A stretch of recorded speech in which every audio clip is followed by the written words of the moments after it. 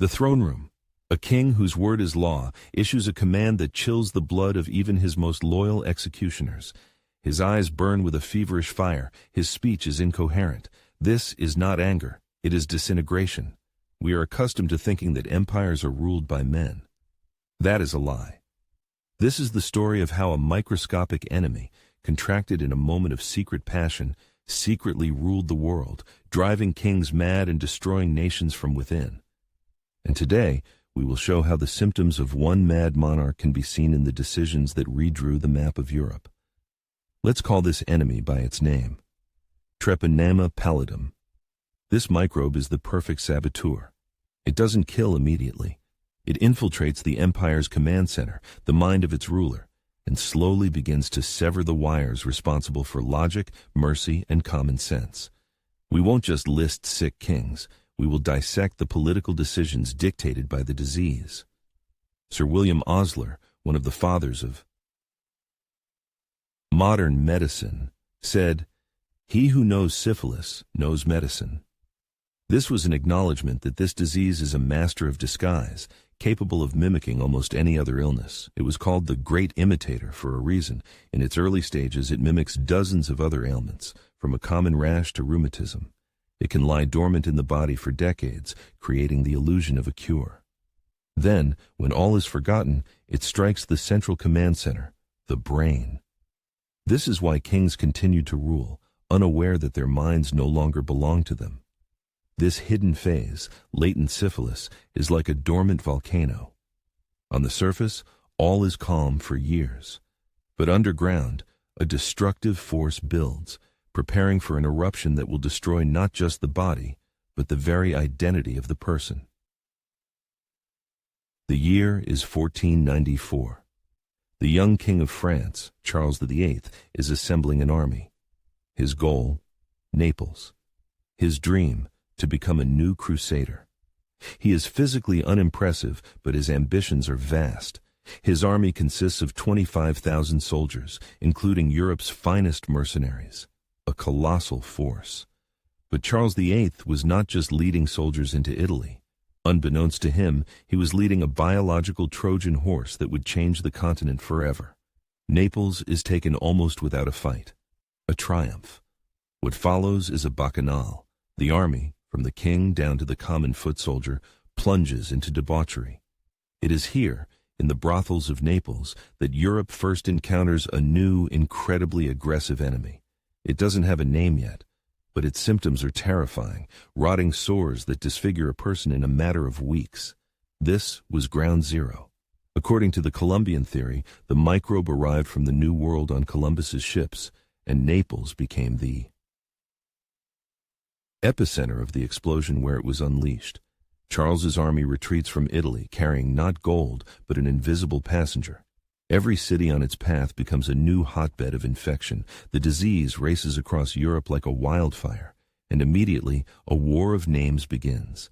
The Italians call it the French disease. The French, in retaliation, call it the Neapolitan disease. The Poles call it the German disease. The Russians, the Polish disease. The Turks, the Christian disease. The name of the illness became a political weapon, a way to accuse the enemy not just of aggression, but of biological defilement. You are his advisor.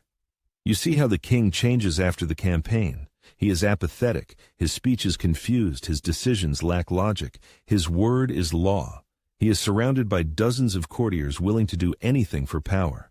To remain silent is to save your life. To risk your head is to try to save the country from a mad captain steering the ship straight for the rocks. Any attempt to point out his madness would be seen as mutiny. In that era, madness was not an illness. It was divine punishment or demonic temptation. To be accused of such was a death sentence. Charles VIII himself dies 3 years later, at the age of 27. The official cause? An accident.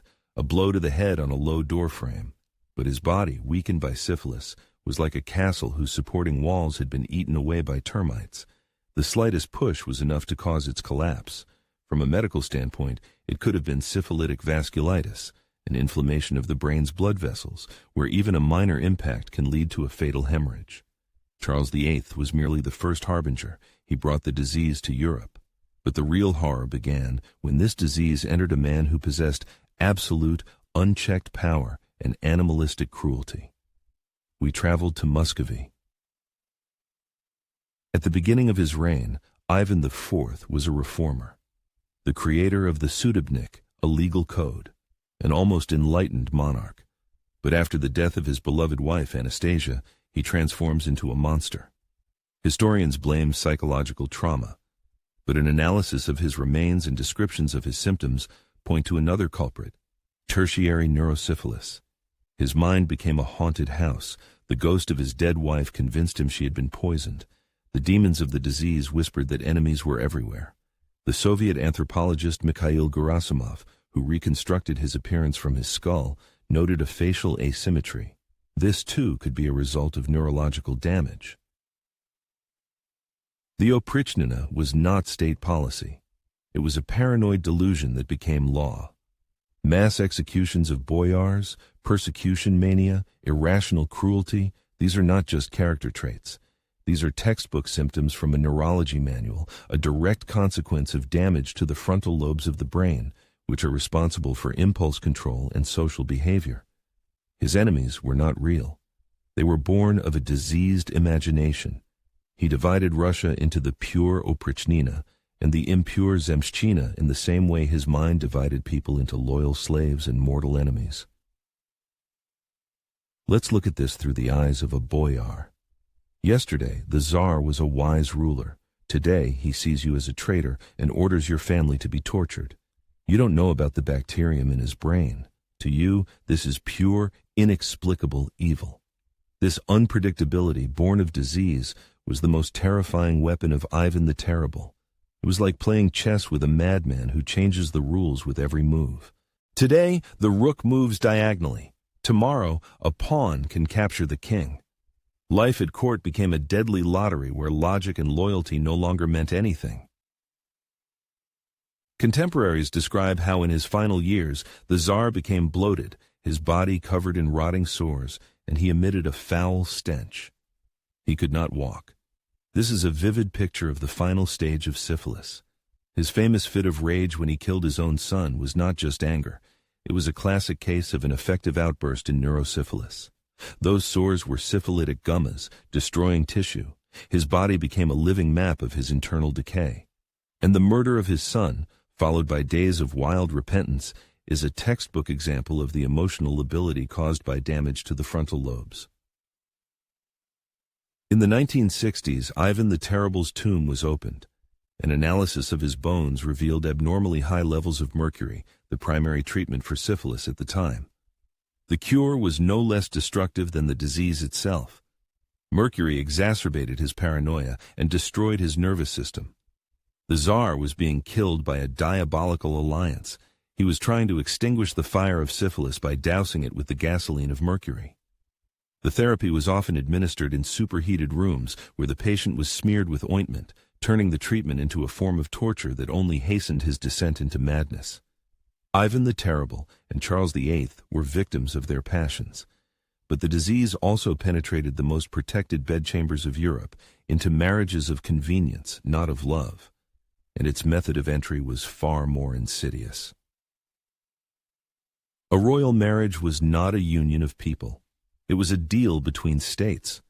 A princess was a diplomatic package meant to seal a peace treaty. But no one checked that package for a biological time bomb. Her future husband, the king, was often already infected. It was the norm for the nobility. She became an unwitting carrier. Her children, the heirs to the throne, were born with a death sentence already passed. Congenital syphilis explains not only the horrific infant mortality rates in royal families, but also the emergence of strange, sickly heirs. Sometimes its traces can even be seen in official portraits. A saddle nose, deformed teeth. These are not genetic anomalies. They are the stamp of the disease, passed from father to mother and from mother to child. But the infection could also enter the cradle without sexual contact, through a wet nurse. If she was sick, she infected the heir with her breast milk, and vice versa. A sick royal family could infect a commoner, who would then carry the disease further. The court, with its complex network of connections, king, queen, mistresses, their children, wet nurses, functioned as a perfect petri dish. It was specifically designed to sustain the circulation of the bacterium and pass it from generation to generation. But how can we be sure of a diagnosis centuries later? Historical diagnosis is the work of a detective at a crime scene that is hundreds of years old. You don't have a blood test, but you have clues. First, the description of the weapon, the characteristic symptoms from sores to madness. Second, the spent casings found, traces of mercury in the bones. And third, the serial victims, a chain of miscarriages and stillborn infants from the monarch's wife. When all three clues align, the diagnosis becomes almost irrefutable. We see how it happened. But to understand why the disease was so destructive, we need to look inside the human body and see how the great imitator changes its masks. It all begins with a painless sore, a chancre. It appears at the site of infection, and then it disappears on its own. To a person of that era, this seemed like divine intervention. He thought he was cured. In reality, it was the calm before the storm. The enemy had not retreated. It had simply changed tactics. The chancre is the vanguard of the invading army. It establishes a beachhead, assesses the defenses, and then vanishes. The defender relaxes, certain the danger has passed. But at that very moment, the main army of bacteria is already seizing control of all the body's transport arteries. A few weeks or months later, the second stage begins. A rash all over the body, fever, joint pain. This is why it was called the Great Imitator. The symptoms resembled measles, smallpox, rheumatism, anything. This stage could also pass on its own, again creating the illusion of recovery. But the spirochetes were already penetrating the cerebrospinal fluid. The path to the brain was open. A key clue that doctors often missed was a rash on the palms and soles. This is the disease's signature, its calling card. But at the time, few knew how to read it. Imagine yourself as a court physician. You see these symptoms in the king. To call the disease by its name is to accuse His Majesty of debauchery. It's a death sentence. To remain silent is to condemn the nation to be ruled by a madman. The court physician was a bomb disposal expert working with a biological weapon. He could see the timer embedded in the king's brain. Attempting to defuse it by naming the disease could lead to an immediate explosion that would kill him first. Silence gave him a chance to survive, but doomed the entire kingdom to detonation. The strike could come in 10, 20, even 30 years. Gummas, tumors that destroy bones and internal organs. But the most terrifying outcome was neurosyphilis. The bacterium literally devoured the brain. The result? Paralysis, blindness, dementia, megalomania, paranoia. The person everyone knew died long before their body did. Only a mad shell remained. The brain with neurosyphilis is like a library where a vandal is slowly tearing pages from the books. First, the pages with memories disappear. Then, those with logic. Then, with morality and empathy. In the end, all that remains of a great personality is an empty binding. This three-stage attack was designed to destroy the personality, and a destroyed personality on the throne is a destroyed state. Let's look at the most famous example. Henry VIII was obsessed with the idea of an heir.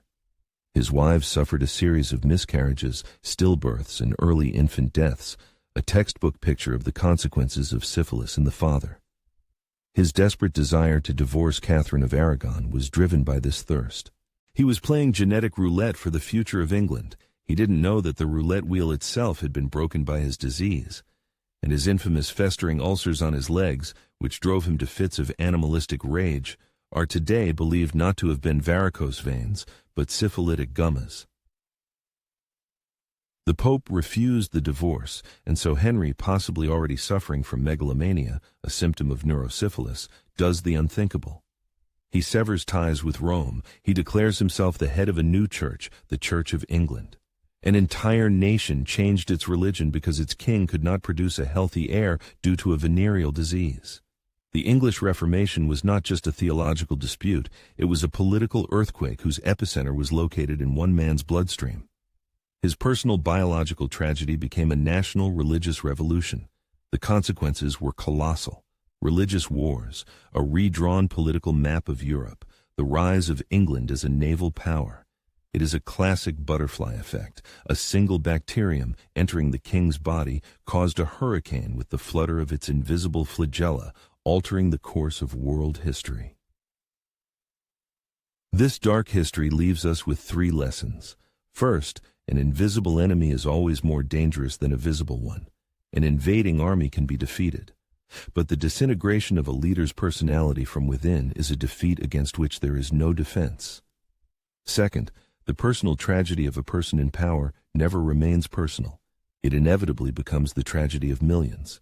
And third, the most dangerous madmen often maintain a mask of sanity. This is a medical phenomenon, anosognosia. The brain, damaged by disease, loses the ability to recognize its own defect. The king wasn't pretending to be sane. He genuinely believed in his own righteousness. This is what made his madness so convincing and so destructive. This brings us to the central question of responsibility. The stories of Ivan the Terrible and Henry VIII show that it is impossible to separate the man from his disease. The disease becomes part of the personality, and the personality becomes part of history. It is like a grotesque waltz. The king and his disease are locked in a dance, and it is no longer clear who is leading and who is being led. Their identities merge into a single, destructive movement. That movement is history. Now, a question for you. What plays a greater role in such catastrophes, the personal vice of the ruler, or the relentless biology over which he had no control? Write just one word in the comments. King, if you believe the responsibility lies with him, or disease, if you think he was merely a victim. Thanks for watching.